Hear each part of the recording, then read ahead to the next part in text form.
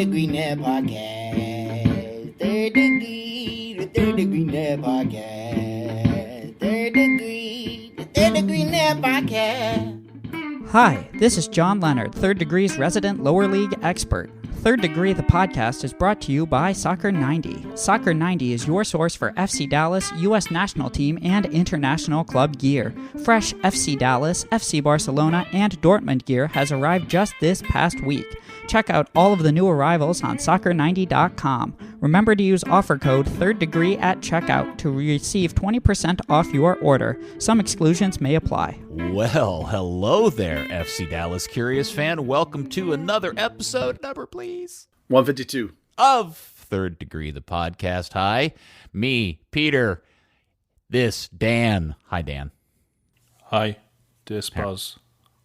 And this is Buzz. Oh, I thought you were dissing me. No. Sorry, no. Oh, no. I thought you said diss Buzz. I felt bad for a second. No, Peter's going to drop a diss track on Buzz. That's terrible. You're everybody's hero, Buzz. How could we diss No, you? I don't think that's true, but happy to be here. Hope I can help the ball club. All right, we'll try this. We'll try this mount again. Your hero, my hero, everybody's hero, Buzz, editor, founder, Third Degree. Hi, Buzz. Come in, Buzz. Hi guys. How's everyone doing today? Oh, we were good when we ended up opening the mics before we hit the record button. Yeah. We're still good. Still good. Still oh so very good, especially now that's right upon the moment we started recording this, all this Jerry Jones news started breaking. I mean, and I'm tickled to no end because that's very funny to me. I mean, not what we cover, but man, it's going to be delicious. Yeah. Do you know what the crazy part is? That 25-year-old woman turned out to be Brad Namdar. Hey, 25 years, that's as long as I've been doing this covering FC Dallas stuff. Well, she's officially the what would be the best way to do it? She's officially the bad luck charm that's kept them from winning the Super Bowl again. Yeah. We used to joke, we used to call that a Hooters fun baby back when Chipper Jones was developing those things. Well, goodness gracious. Okay. I'm assuming by the time somebody listens to this, they'll be very aware of what we're talking about, but it's brand new news for us in the last 5 minutes. So there you go. Okay, Buzz, so here we are after week 2 of the new 2022 FC Dallas Football Club Dallas season. And I got to say, after losing up in New England 1-0, it's one of those weird deals where that game feels better than the tie they got against Toronto the week before. Yeah, I was going to say, if you're into the positivity of this season, this offseason carrying into this season, 100%, this bad result in New England is a positive thing. You should feel good about this game. That was a better road performance than we've seen in years out of this club. They were able to find a way to be in the game, legitimately in the game. The PK is unfortunate. It happens, but they're there and they had more opportunities than New England. So you're on the road against one of the best teams in the league. That's good. That's a positive step in a good direction for this club. They're not going to win MLS Cup this year. Don't get me wrong. I'm just saying that, like, compared to some of the dog awful games on the road we've witnessed the last couple of years, this is remarkably better. And if it sounds like I'm really upbeat, it's because I am, with how much of a step forward that was. All right, Dan, you wrote yet another excellent review of the game, and I'm looking forward to the idea and the thought that maybe for the next, 30, 40 minutes, we're going to do nothing but shit on Javier Obreon. I knew that was coming. Yeah, kind of deserved it, didn't he? He was awful. Oh, my God. Thank God Alan Velasco is here, because I swear if I never see Javier Obreon in a Dallas jersey again, it'll be too soon. So, funny thing about that little takeaways thing, I wrote 1,400 words. About 700 of those were just on Javier Obreon. Yeah. Okay, because I know that a lot of people are new and a lot of people are learning. What is it specifically that we see that makes us all go, oh my God, please get him off the field? Well, if it's not his Forrest Gump runs out of the stadium, not really understanding what's going on. It's Forrest Gump runs. He's a child. There was a point in the game where even Steve Davis called him out. He's standing in a quote-unquote offside position for a throw-in. Obviously, you can't be offside. but then the ball doesn't go to him. So he kind of stands there and he just starts walking around. If he ran back 5 yards into an onside position, he can contribute to the attack. He can keep the ball up in New England's third. Instead, he kind of just stands there. Somebody sees him looking like he's ready for a pass, like motioning that he wants the ball or that he should have got the ball from the throw-in, so they pass it to him and he just walks by it because he's offside, lets it go out for a goal kick. And it's like, that's the sort of stuff that gets you frozen out of a team. Players are going to be like, well, I'm not going to pass to him. He's a liability. There are other times he's diving in the box, and there was an instance at the end of the game. He's on the yellow card. He dives in the box. About 40 seconds later, he dives again. The thing is, he's too busy sitting on the floor complaining to not notice that Nanu is trying to keep the play alive and win the ball back. Ball, immediately comes down the other end. They were kind of lucky that entire right side got bailed out by the fact that New England just couldn't put a couple of passes together on what could have been a last-minute breakaway to make it 2-0. It's just, between that and arguing at the referee about absolutely nothing, he's just spending too much time doing negative things that aren't about the game itself. He's had 2 yellow cards in 2 games. He's had 1 foul in those 2 games, and that 1 foul was, well, nothing. I mean, it was the one given advantage on Andrew Farrell, and he then actually held on to his legs, and if the ref's back hadn't been turned, would have got a yellow card before the yellow card. Buzz, so here's the thing. What is the worst part of Obrian's... Well, let me say this. I find this all very weird because one of my favorite things I tend to like about players are players who try really hard or put out a lot of effort. And I don't think we could ever, other than Dan's excellent example of being caught offside because you were being lazy, because I think that's almost unlike him in many ways, because if there's a guy that appears to want to run and put out the effort, it's Obrian. But what is the worst part of his game? Is it the fact that he can't pass very well? Is it that he doesn't know what runs to make? Is it that his skill level just doesn't appear to be up to snuff? I'm not really sure what part of his game is the one that I find most maddening. Well, for me, the most maddening part is the diving and the shenanigans and the stuff that's getting the yellow cards and the not backing off the distance. It's the histrionics is what, for me, is the most maddening. If you have a guy who's making decisions you don't like, you can work on him, teaching to get him to go to do what you want. If he doesn't play the defense you want to do it, you can work with him to play the right kind of defense. Most guys that get to this level can take some level of coaching and adapt their game. They're not robots, right? They're not unautonomous. So the part that gets him in trouble was the first half of last year with all the diving. You remember? And so once he figured all that out and sort of put his head down, then he was perfectly acceptable over the back half. Well, the start of this season, all that nonsense is back. And so, maybe he's trying to overdo it in the sense of like trying to make an impression or something. New coach, he knows some players are coming in that could take away some playing time. So he's lost his comfort, perhaps. I'm sort of just guessing in the dark as to what's going on with the guy, but he proved the back end of last season that he could be a serviceable player. That player is not here right now.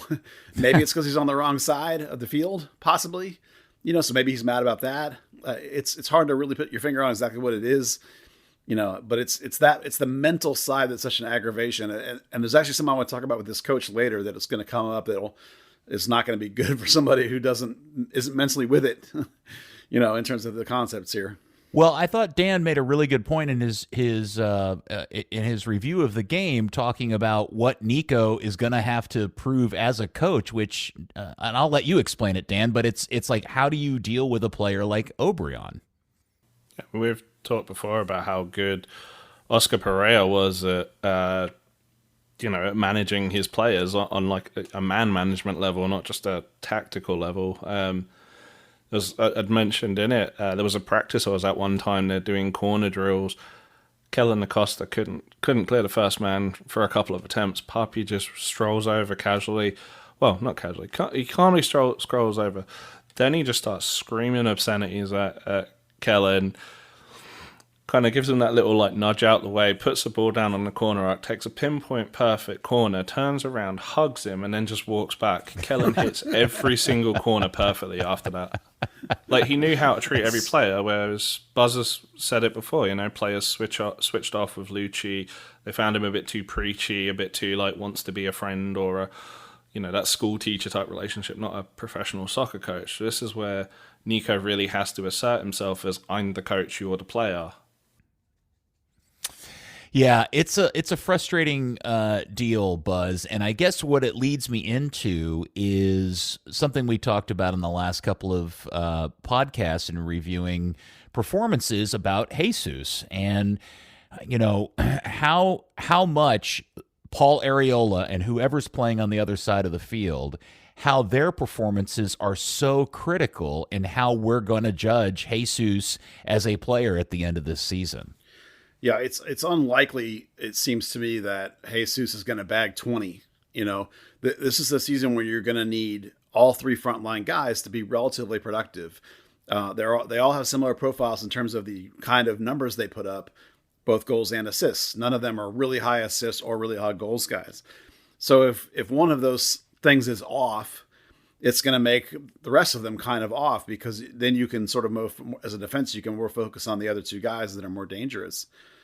So part of the process, and I know you hate that for this team in terms of this individual season, is going to be figuring out how those three pieces all work together and figuring out how those guys need to play together. And we've beaten to the ground too the concept of that the team floated, which was that a lot of the acquisitions initially are going to be about the style of play and playing the way the coach wants to play. And I think O'Brien doesn't fit that style. So that may be part of why he's panicking as well. I don't know. That's what I look at it as, a player who's in fear of losing playing time and losing his position, basically, and losing his chance to progress his career, which he basically is if he gets frozen out here, as Dan put it. So it's definitely a mess. It's definitely not working on that side. Arriola looks good on the other side. I mean, you can look at the whole team. Like, all the success against New England was down the right, was Cervania through Arriola, and not Paxton to O'Brien. You mentioned this in you mentioned how it was working on the right and not the left in your instant reaction video, Buzz. Yeah. And so my question is that issue on the left strictly an O'Brien issue, or is Paxton culpable in any way? I think it's a combination of I don't know that Paxton's culpable, but it's an interaction between the two is part of it. So, it's not 100% on one guy when it's a problem. It definitely, I think, is more on O'Brien than it is on Paxton, but you could just as easily say that if Paxton can't find the guy, some of that's on Paxton. The most obvious way that it is, you can read the disconnect over there is that Cervania and Arriola, as I mentioned in my instant reaction, both had 5 shot creating actions. And the other side, the guys had, I think O'Brien had 1 or something like that, and Paxton maybe had 2. So Paxton did a lot of heavy lifting. He did a lot of great things in the game, but it's not, and this has always been a little bit of a problem with Paxton, it's not coming to fruition in terms of getting and creating points and chances and goals. Some of that is on him. We need him to be De Bruyne. We've made that comparison many times, and in this team, that's true. It's hard to look to Brandon Cervania to be that guy. Brandon's more of a traditional deep, 8. Although we've seen him pop up into the box a lot quite successfully, and Paxton is not. So I still put it more on O'Brien, but Paxton definitely could be doing more. I don't want to say overall, but more in the final third, getting into the box. I think the final ball could be a little bit better there from him. So what else in comparison to the Toronto game? Because when I think about the Toronto game, I think about how much the team struggled, and I thought, well, maybe Toronto's not as bad as I thought they were. And then I watched them get trounced by Red Bull a week later in Toronto. And so I'm trying to find the positives about what was really good about Dallas's game in New England last Saturday. Well, one of the small changes was that because New England was playing a narrow diamond, Dallas was looking to bring their outside backs forward a little bit more than they had against Toronto, and that helped create more opportunities, I think. Particularly, you saw a lot of the play was coming out wide. Brandon, in particular, I thought was coming too wide most of the time. So some of that is a reaction of just another game together in this new system. Some of it was a little bit of a reaction of the way the opponent was choosing to play. So it's hard to really pinpoint exactly. Somebody asked me this today, was like, what do they need to do better? And I'm like, well, a lot of it is just playing in the system more. In practice, they're still working on team concepts and group movement and group think and group responsibility. So some of it is just playing in. We are talking about just 2 games of a regular season, and guys are getting more comfortable. They're learning each other. A lot of it is Jesus getting more comfortable with the way he needs to play in this particular system. I think he came back less in this game, and that was helpful. I think Dallas in general got into the box more and created a little more opportunities, particularly on the road. That's really good. So it's not anything specific. Just continue to work at this system and get it down. Dan, can I go ahead and anoint Marco Farfan as an outstanding deal for this club or not? Can I go ahead and do that now? Absolutely. Is he not a badass? Oh, he's quality. I mean, the way he was getting forward, we kind of critiqued him through preseason in that first game of he was kind of hitting a wall, but he was end to end in this game, kind of making up for places that Paxton had missed, honestly, and O'Brien had gone walkabout on, particularly when they did eventually switch over and O'Brien did a little bit on the right. He was definitely getting forward well. Defensively, fantastic, especially when you're dealing with a 2-striker system and then, a player like Carlos Heel just behind them. I think he's been a great signing, honestly. Buzz, are you in agreement on that? Oh, yeah. I think part of the reason why he was able to get forward better was because O'Brien and Paxton both overshifted to the middle. Dallas's heat map was very lopsided to the right, and that allowed Farfan to have more space. And as a coach told me, was because of the narrow diamond, they had looked to activate those outside backs more, and Farfan was one of the biggest gainers in terms of offensive ability from that. And also consider that I'm pretty sure that Leggett was on that side for them. And De La Garza on the other side is a weak spot, which is why Dallas had more luck down the right, I think. So, Leggett is a quality player, regardless of people that our national team nut boys think about him. That dude can play. So they did a good job. New England did not have very many chances. And you're talking about an MVP caliber player on the other end who was shifting out right heavily. I don't know if you noticed that. He shifted to his right excessively because he could left foot some balls back in. And Legett's over there too. And that's all Farfan's territory. And I thought they did a really nice job out there.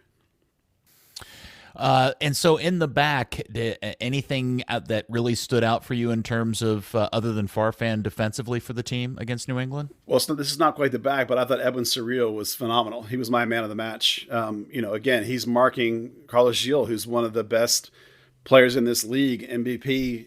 He's a guy that had something like 60 key passes last year, and he was held to just 2 in this game, and one of those was after they took Edwin out. And that's a remarkable performance against a guy that good. Like, if you listen to the Revs broadcast like I did, they were raving about Gil and how great he is. And then they were even talking about in the first half, they mentioned multiple times how all of Gil's touches were him coming back to midfield to try and find the ball and going away from goal instead of towards it. And the Dallas was in that, to me, that's Edwin, turning him and making him have to receive and go back to find it like that. So I thought Edwin in particular was phenomenal. Again, there's a progression quality of his game that he's working on, but I think it was Steve Davis that pointed out that Edwin had like the most progressive passes in that game or something. So, he's improving in that capacity. And I think really honestly with Edwin, you're watching the emergence of a guy who's going to solve all your problems at the 6 going forward. I didn't think he was going to be that ready, but he's really looking like the real deal for me right now. He's really stepping in there. He's he's leading the team with completed passes into the final third and most touches in the middle of the field across the 2 games. He's all the things that we kind of said, hey, he needs to do this. He's genuinely doing that. So, Buzz, if you look at the New England game and you want to take a critical eye to it, it is, and this also gets back into the Toronto game a little bit as well, which is the creation of opportunities and real big chance moments. And I feel like if there's something the team's really struggling to put out so far in 2 games, and not that we have a giant sample to do this, but if I am worried about something, and maybe this is all tied in part to Obrion's performances as well, is I'm just not 100% sure I quite yet see how Nico's system is going to consistently create chances. Yeah, that's the thing, is I don't know that it really does. It's not like he's sat down with anybody and like laid out, here's exactly how we're going to play. But he's talked to me a little bit about the idea of this mid sort of territory, this mid block sort of territory, and how they need to be smart about pressing. They're not going to high press all the time. They're going to press strategically. And he was mentioned the other day about Jesus, overworking himself. And the reason they went to the 4-4-2 late in the New England game was because that Jesus had done so much hard work. They wanted to put a second striker in there and sort of let him not have to do quite as much of that kind of thing late, And so the idea, I think, as we're learning mostly by watching, is this, and I think it's partially related to the weather here, honestly, is this idea that you're going to control the pace of the game and you're going to keep it slow and you're going to keep the opportunities kind of limited for both teams. And as you saw in the New England game, that's why they're in that game, right? Because they're limiting New England's opportunities. And then when Dallas does get the ball, all the emphasis in training we're seeing so far is about, alacrity of ball movement, quickness getting forward, not sort of dilly-dallying around, and being aggressive and getting forward ahead and getting some opportunities. The trick, of course, is that you have to take them when they come then. You can't, if you're not going to have a high volume of opportunities, then you have to be more efficient about your opportunities. And you remember that the coach has talked a lot in reference to Jesus about what a clinical finisher he is. So again, that comes back to the idea of Jesus learning the position and being in the right spots to convert some of these goals. And guys can't afford to be missing on opportunities. So I think volume of opportunities is not something to be looking for this year. You're going to be looking for control of the pace of the game, wisdom of when to go and when not to go, not overworking yourself so that late in games you can go. This is a concept we're going to come back to, I think, when we talk about training again later. This intelligence inside the game is a big concept this year from this coach. Mm-hmm. Yeah. And that also makes me think of that moment when Jesus had an opportunity to tie the game. He, started a play, made a pass, made a great run into the box, and had a clean shot on goal, and he blew it over the top. Kid, you're making $2 million a year. You got to at least put those on frame. You can't be blowing those over the top. And those are the moments where I think we're all gonna sit around and really start to put pen to paper on how this is working out. Yeah, efficiency of finishing will be a thing to watch, because if it is ending up like I believe it's going, which is that you will see less opportunities created, then you might, in some of the days of dominant possession, not Lucci dominant possession where they didn't get forward, but the dominant possession where they did get forward, I think you're going to have to look for that kind of efficiency. It's like if you get 3 chances, you need to score 1. And in a way, that was Pepe's hallmark, was his scoring efficiency. So Jesus is going to have to be able to bring that kind of game, because if he's only scoring 1 out of 5 or 6, that's not anywhere near good enough. It's got to be more like 1 out of 3. And really great players are even more than that. The top end players in the world, if you give them a chance, they're burying it. I'm sure Lewandowski's numbers are way better than 1 and 3, so that's going to be a thing to watch. And you have to look also to it, how the service comes. Like one of the services that came into Jesus, I remember, was slightly behind him. He was kind of on a near post angle, and it came sort of behind him. And I think Steve remarked that if it had been in front of him, he would have put it away. That may have been the Toronto game that I'm thinking of, but they're still trying to get on the same page offensively, I think. So there's some growing pains there, but it's definitely something to watch for, is that ratio of goal to shot opportunity, because you're going to have to be much more ruthless if you're not going to get 20 shots a game. If you're only going to get 12, you got to be on point. So the other thing I wanted to talk about, Buzz, is that as we got into the game, it's pretty clear that Nico is trying to save legs and minutes and stuff, but man, it really began to expose the thinness of this roster and what he has at his availability to put out on the field to chase a 1-0 deficit. Yeah, right now there's not a lot of offensive punch available, and even in the midfield, the only option is seeking the Sebbeling. So offensively, they're thin. Guys are not in camp yet or not healthy. or not really making themselves eligible. There still are some pieces on the bottom of the roster that you necessarily can't count on, but that's the way it's going to be when you're going to have, these developmental kind of players on the first team roster. That's managing the roster and being able to get through these games is part of the scenario. Right now, even at striker, Hara wasn't healthy for that game. Your third choice guy is on the bench, and Benny Rezic, but that's not really like a guy I can go to get a goal. You're looking at like a Khalil El-Madkour or a Shun as your really only offensive threats you have, and neither one of them is really a strikery offensive threat. So not a lot of options right now.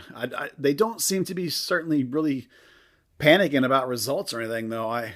I have an impression that they're not so worried about wins and losses yet. I mean, at some point you got to be, but I think they're trying to take a big picture view right now with this club.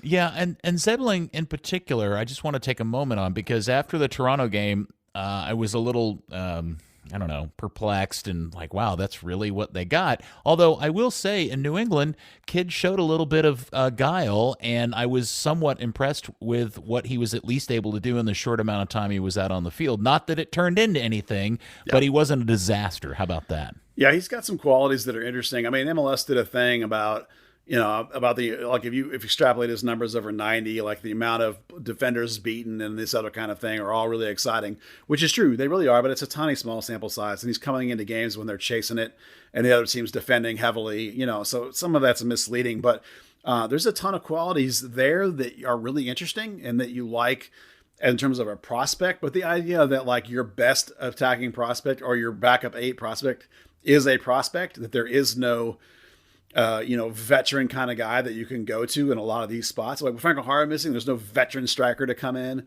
There's no veteran midfielder you can bring in. There's no Acosta here anymore that you can come off the bench or start if you need be. So there's definitely some deficiencies and some holes. I think they went to Quignon late in that game because he is a little bit more of a progressive player than Edwin. He can bring a little bit more of the dribble, pass some guys, and get into that box kind of vibe.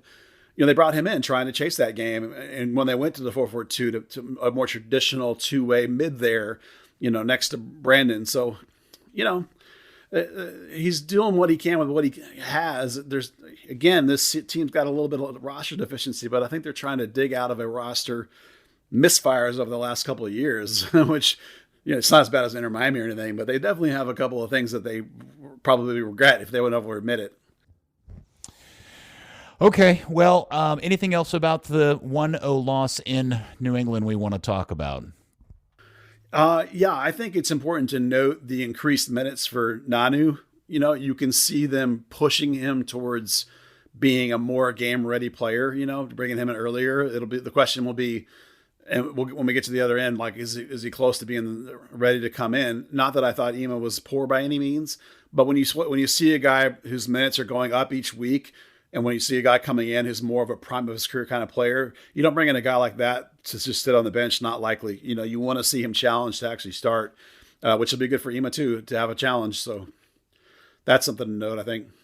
Especially, Nico's talked about building him up to 90 minutes fit, and also that he's, he is someone that can kind of contribute in the midfield. I think how wide on the right Brandon gets at times, that's really where Nanu wants to sit. So we saw it in that first game when he kind of went into the midfield, did the little swap with Siki at the wing, and then eventually they took Emma off and he slotted back into right back. Having that kind of versatility down the right when you don't have a real backup midfielder or a whole lot of spark on that side can really help. Yeah, he's one of the guys that allows you to make that 4-4-2 switch if and when you do want to. He's one that can allow that to happen.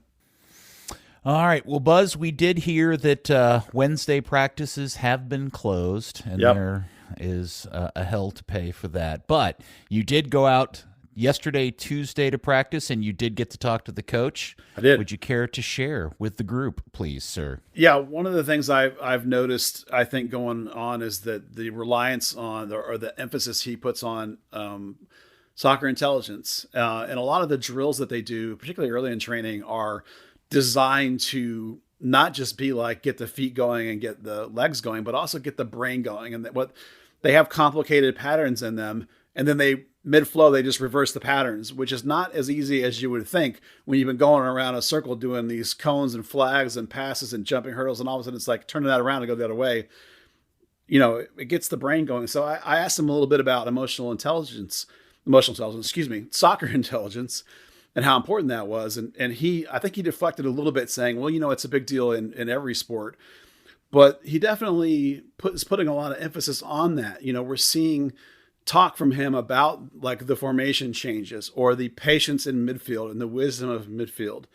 Knowing how to control the game, knowing when to press and then when not to press. And I've heard discussions from a couple of different people now that they've really upped the level of prep, film prep, scouting prep, books on players, breaking downs of rosters. Now, every coach has always done that, but apparently this coaching staff goes to a higher level of detail and depth and emphasis than we've perhaps seen before here.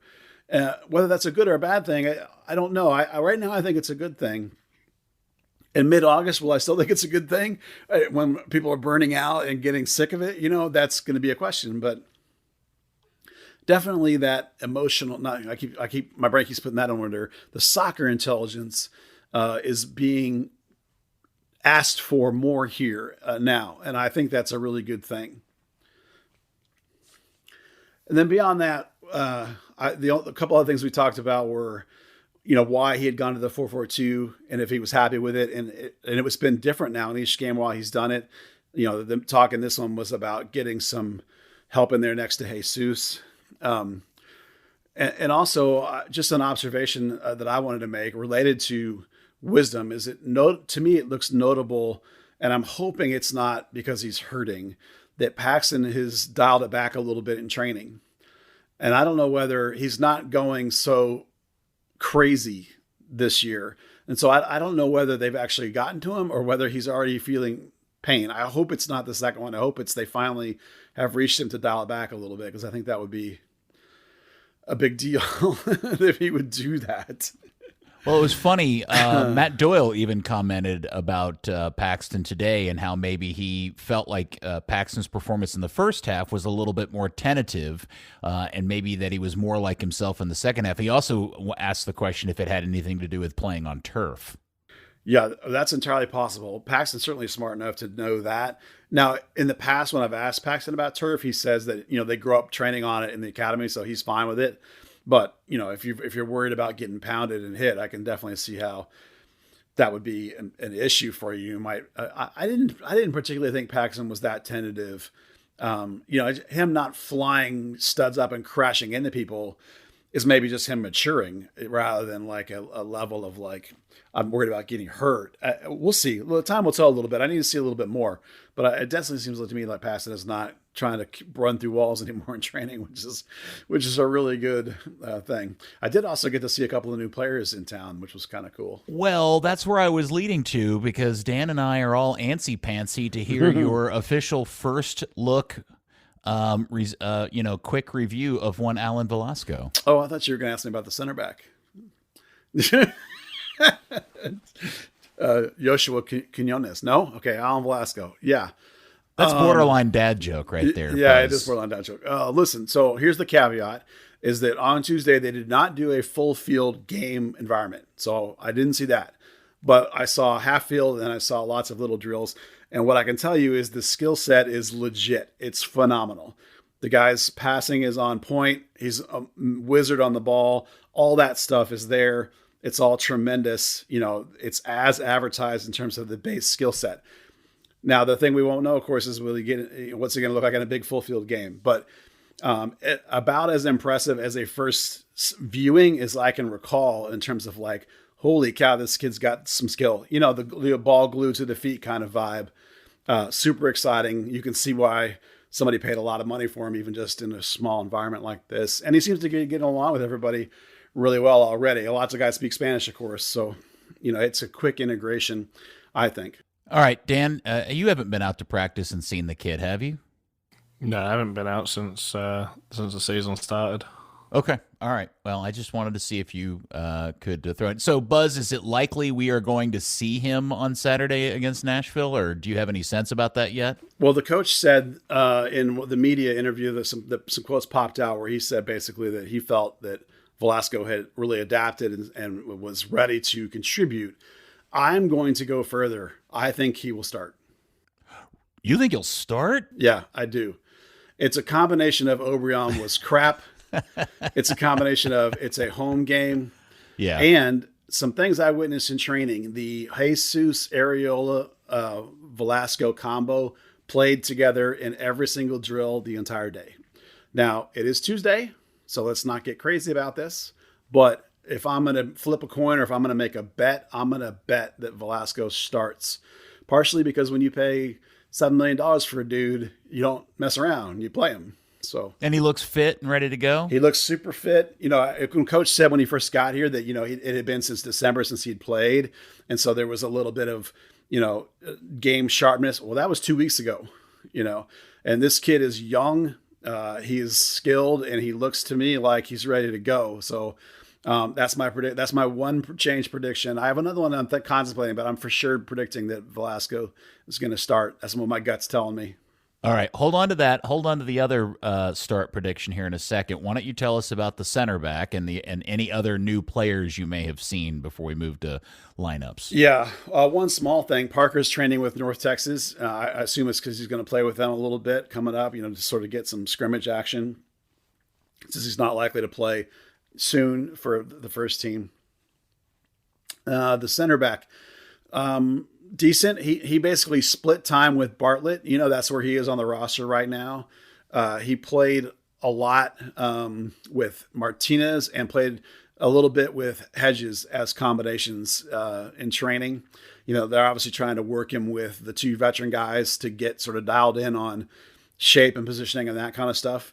When he was doing the cones and the flags, he moved pretty well. Passing was not bad. You know, definitely a tiny bit shorter than the other guys, but not shrimpy short, like, you know, just 5'11" instead of 6 feet tall. Not remarkably short.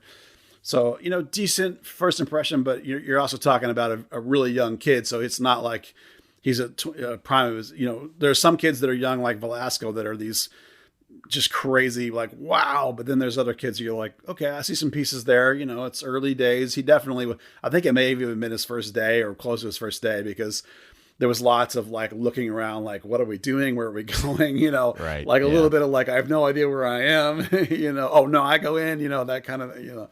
Where's the stapler? Where's the coffee? Yeah. Coffee and coffee machine. What's your name again? You know, that kind of, right. you know. So, you know, a couple of things there that I think, okay, yeah, that's worth having here. That's worth a look. So I'm not disappointed in him by any means. Okay, this is the other thing that I meant to bring up when we started talking about Velasco, because one of the things that suddenly dawned on me, and I'm not the first to figure this out, I've seen other people mention it since then, was when he arrived, there was a photo that came out of him standing next to Paulie Nips, as Dan has branded him, and I hope he makes a shirt soon about that. Is that Arriola is actually taller than Velasco, and Arriola is shorter than Jesus or Paxton. Yeah. Is it unfair to say that Dallas probably has the shortest squad in the league? Yeah, the fact that you can find quality players shorter than Paxton is amazing, because Paxton is tiny, because there's no way he's as tall as they claim he is. Jesus is short. Obrian is short. Shun is short. You know, Brandon's and Edwin are right around 6 feet or just under. But, and other than your center backs, you know, yeah, this is one of the shortest teams I've ever seen. Okay, really but that in some ways does create a problem for Nico as a coach, because the set pieces, crossing the ball in, that suddenly now becomes an issue.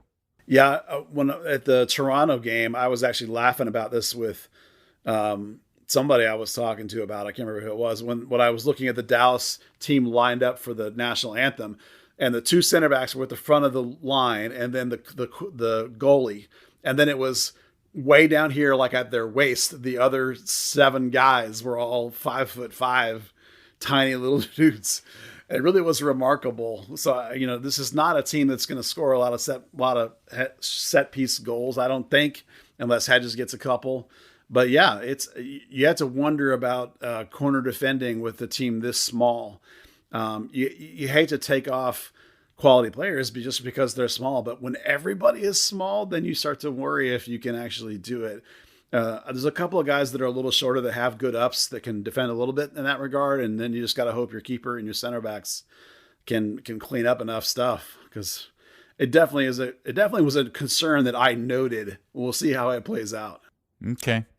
Dan, you have any height issue comments or thoughts you'd like to throw in there? Well, they're not as short as Michael Barrios, so there's that. They might be. Okay. I don't know, man.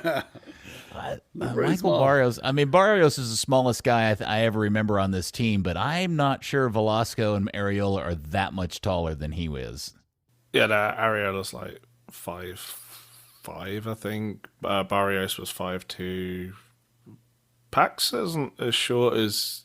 I mean, he's definitely had a growth spurt. 5'7", 5'8", right? Man, I don't think he's 5'7". Really? Who's that? Yeah, Paxton. I don't Paxton's. think so. I think he's about that. He's a little bit taller than he.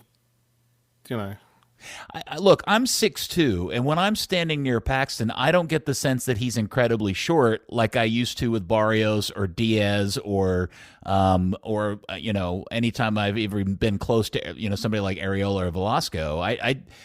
They just immediately come across as height challenge to me. Paxton doesn't. Paxton and especially Jesus. I mean, their later teen years, they definitely both shot up a couple inches. Yeah, and again, the only reason why this is an issue is that all of them are short. It's not like I mean, the only people that aren't really short on this team are Hedges, Martinez, Tafari. And then you're kind of lucky that Cerrillo and Brandon aren't, are kind of like average, just under 6, they're 5'10" maybe. Yeah, 5'10", 5'11", something like that. Yeah. Which I mean, that's around where Jesus is too. Say that again? That's around where Jesus is too. Yeah, Jesus isn't tiny.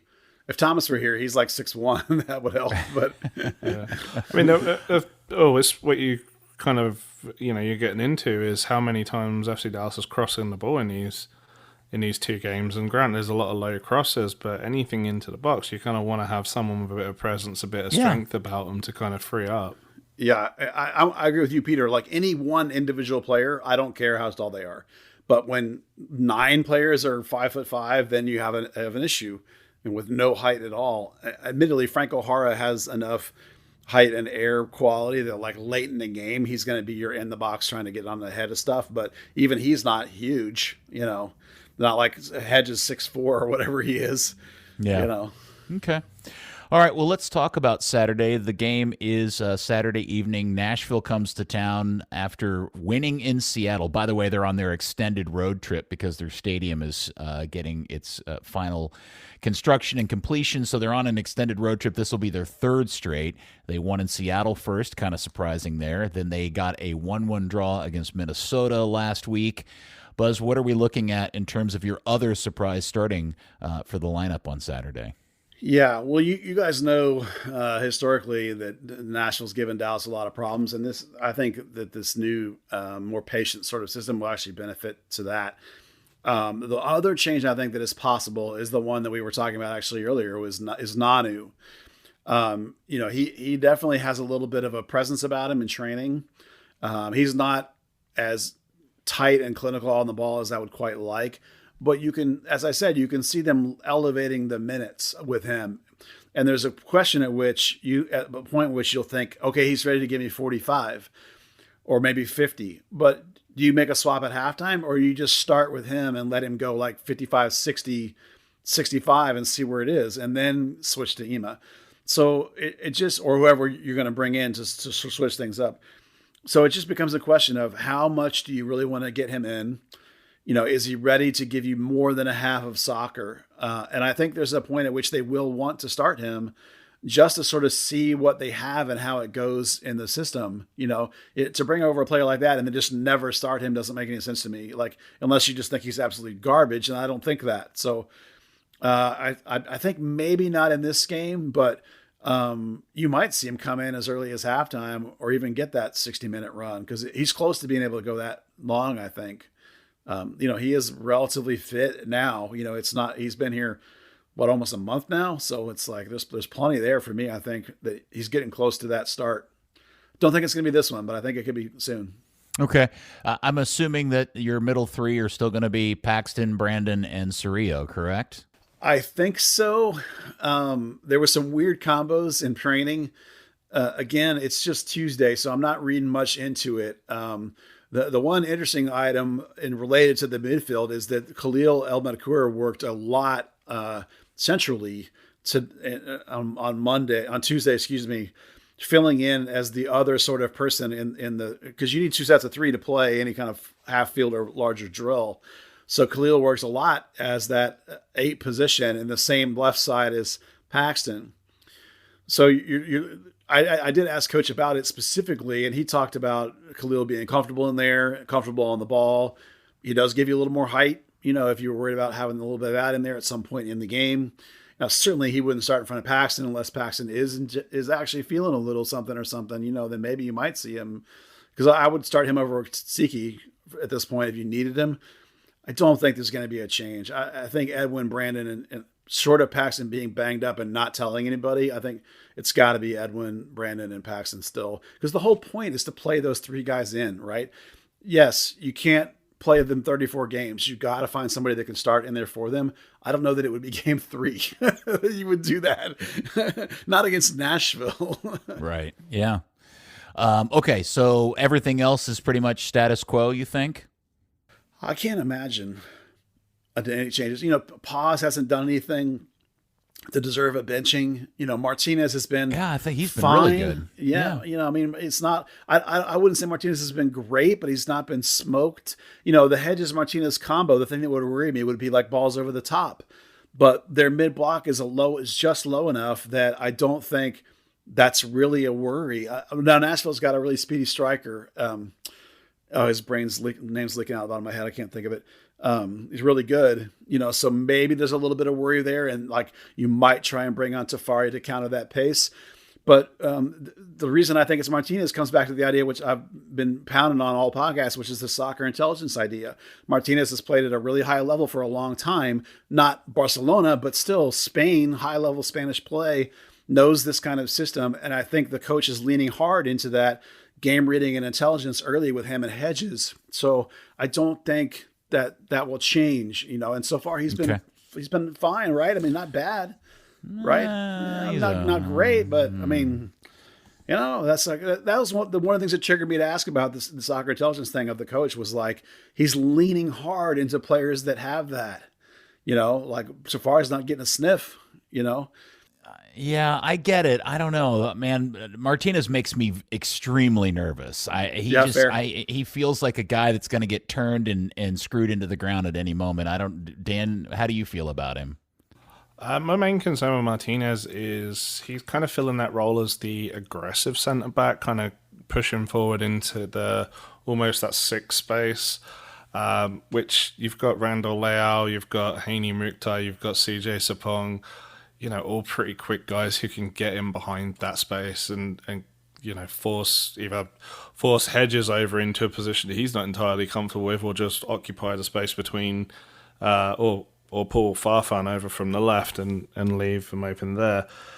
And then sometimes there's a little bit of clumsy play. So yeah, it could definitely be cleaner with him there, although we haven't seen anything too dangerous. Okay.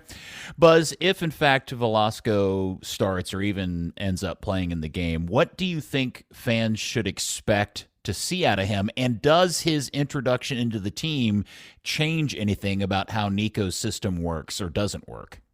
Oh, well, it'll be a better fit for the system than Obrian. It should make the left side with Paxton work a whole lot better conceptually, because he plays the way that Ariola plays on the other side, style-wise. He doesn't play they don't play like Obrian does, which is the bad fit. In a way, let's make an analogy. This is one of the things I asked him about was like, is it fair for us to have all pointed to the national team as a concept for how you want to play? And he said, Well, sort of on a big picture level, sure. But, everybody adapts their system to the profiles of who they actually have on their roster. And we have different players in the national team.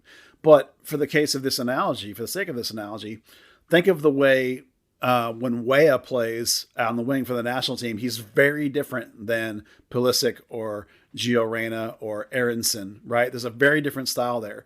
O'Brien is the same difference in style. When you bring in Velasco, you're going to get a match style with Areola that's going to create the same sort of diagonal cutting and inside out underneath overlaps that Areola gives you on the right. You're going to get that on the left.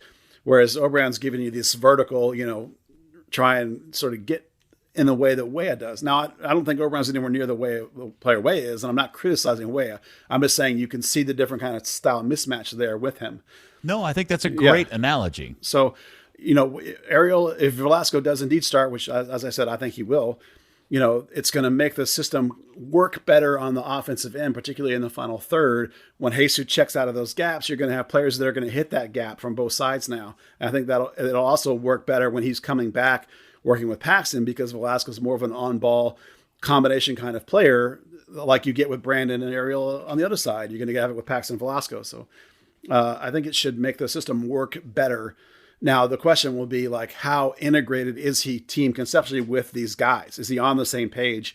And from what I saw in training, I think he really is. So I'm hopeful that it's going to look quite good when you see it. Okay.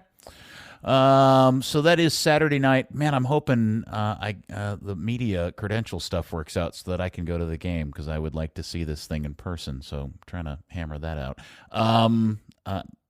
Let's see, what else? Anything else about this particular game or any other FC Dallas news we need to interject here into the pod?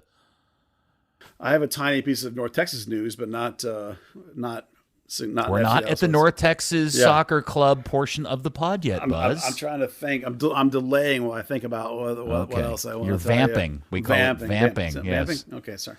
I'm vamping. I don't think I have anything. Oh, Frank O'Hara's back in training, so he should be good to go. Okay, Should retake his place on the bench, I would bet. Dan, do we need to vamp while you come up with content?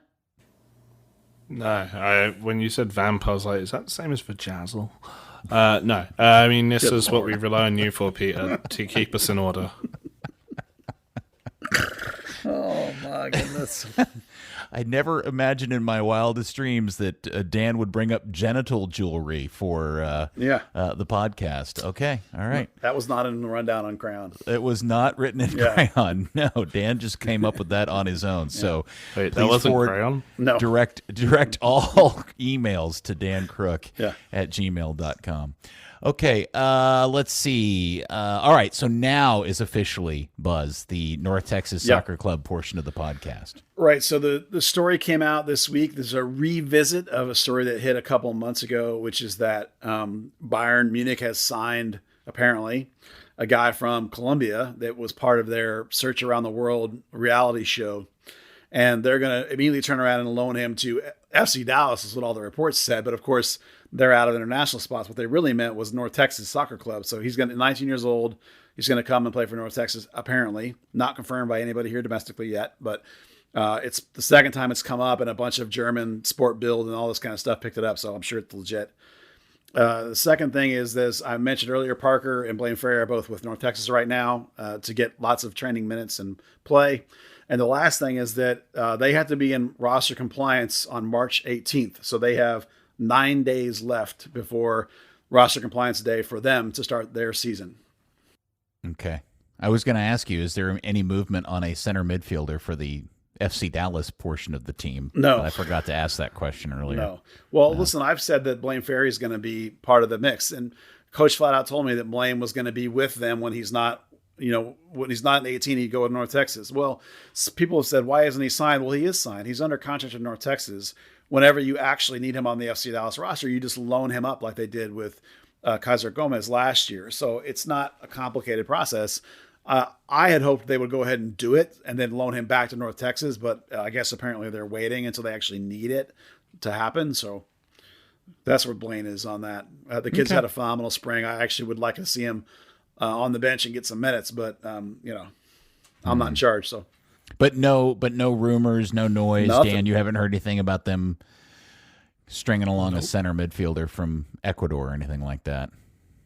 I thought Joe Corona would have been perfect, but he's probably expensive. So Okay.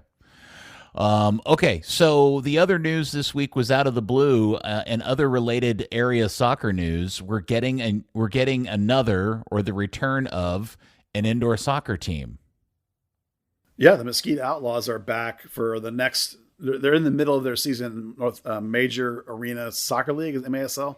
Yeah. So they're coming back next season. So that's listen. I think that's while at that level, nothing is a great organization these days. I think it's good to have that team here. I think they provide a little something different. Tattoo's coaching for them again, which is great. Seeing him involved in soccer. So does Nick that Stavro, mean?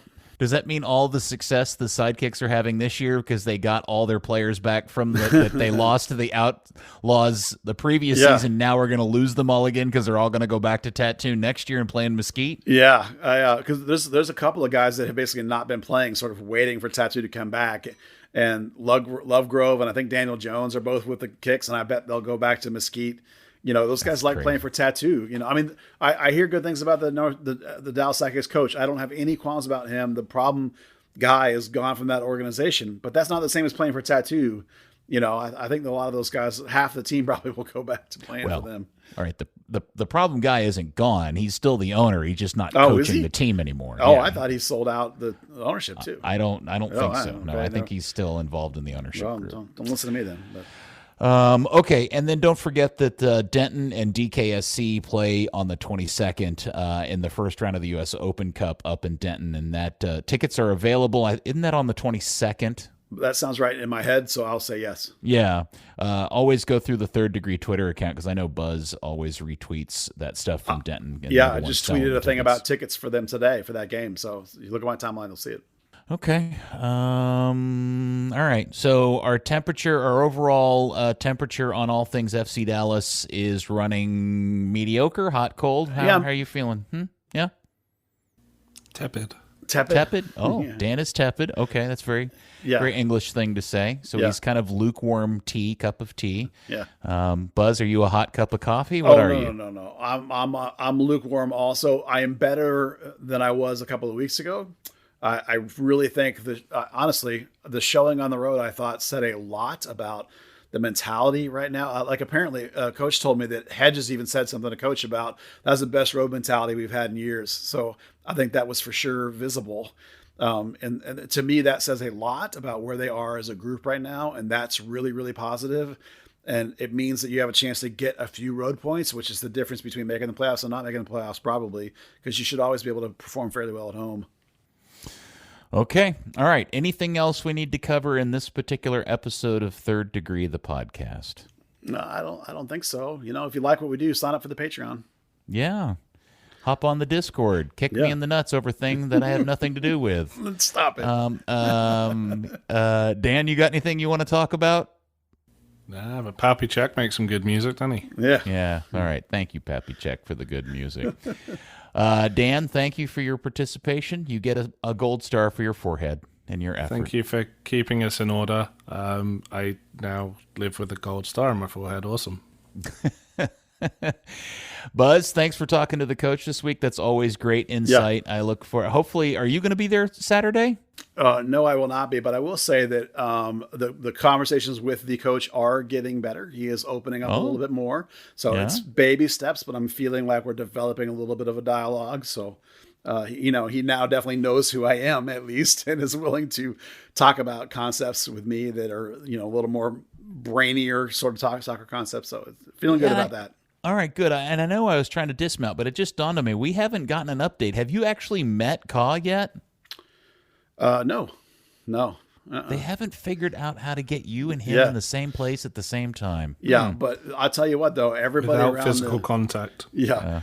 Everybody around the organization says to me all the time, "Have you met Ka yet?" And I'm like, "No." They're like, "Man, everybody talks about how great that guy is." And I'm like, "Yeah, I know they do." I mean, everybody is like, the whole organization's like, "Dude, this guy's awesome." And I'm like, "I know."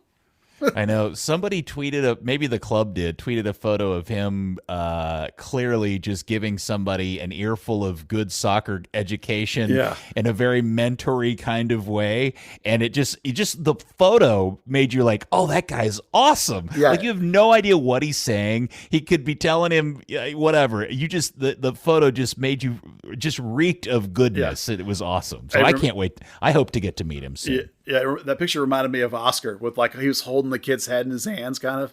I was like, that's a very Oscar-y kind of. It is. Oh, here's one tiny thing about North Texas. They've had a whole bunch of academy kids in camp. They've now trimmed that list down. I'm not going to go into who all and who isn't until they actually have a real roster, and then I'll tell you about everybody that actually makes it.